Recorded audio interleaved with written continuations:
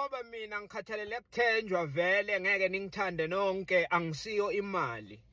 Lo baba omcentisa ijarid lonke uphinda umvusisa idradi bese acedile umnika i-R70. Yini wenze njalo vele? Ulala njani ebusuku?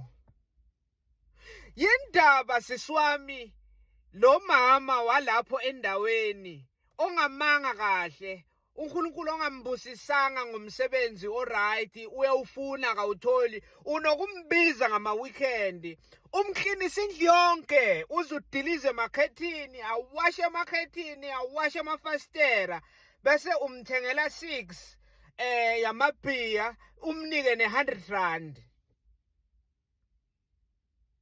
Kuthini kuwe abasuyi-1 kodwa ukuthi mhlawumbe lento leyo kube iyenziwa kusesi wakho noma kube yenziwa kumntanakho omzalayo, wena bongafila njani?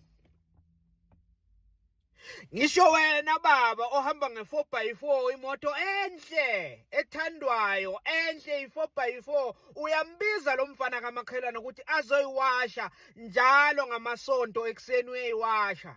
Ayiwashe kahle, ayiwashe nalaphezulu le veni yakho enkulu, kodwa bese acedile ungena endlini uphume ne-R20. Kodwa uyazi kahle ukuthi i-car wash ibiza malini, wazi kahle ukuthi i4x4 yakho uma ungayimikisa e-car wash bayokucharge malini. Kodwa lo mfana wena umnika i-R20, kwesinye isikhathi umnike nokudla lo okungathi sekuyonakala lapha endlini, ukuthi mama isinkwa esingathi sesiyonakala, athi umkakho nasi baba uphume naso umnike lo mfana kamakhelwane, ngoba kibo isimo asikho right. Uyabona ukuthi abamanga kahle. Lento le ungayithanda nase yenzeka kumntanakho.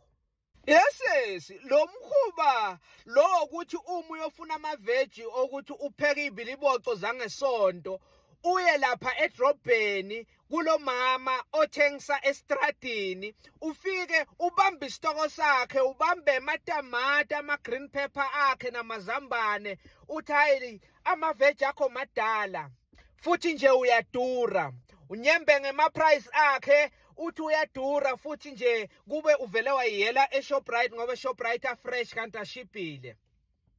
Bese elokugcina nje lakho ukuthi uma ungangehlisela iprice ngingakusupporta, kodwa nje angikho happy ngesitoko sakho.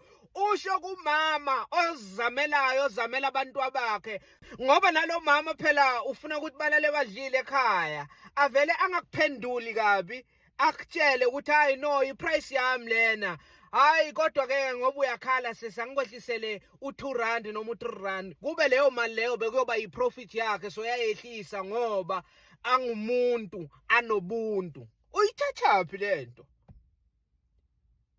Uyithathaphi lento? Uyithathaphi? Uzoyiyeka nini lento ukuthi wena uthatha iadvantage kubantu uNkulunkulu angababusisanga ngemisebenzi eright, angababusisanga empilweni ngokuthi babe lezinga lempilo wena okilo?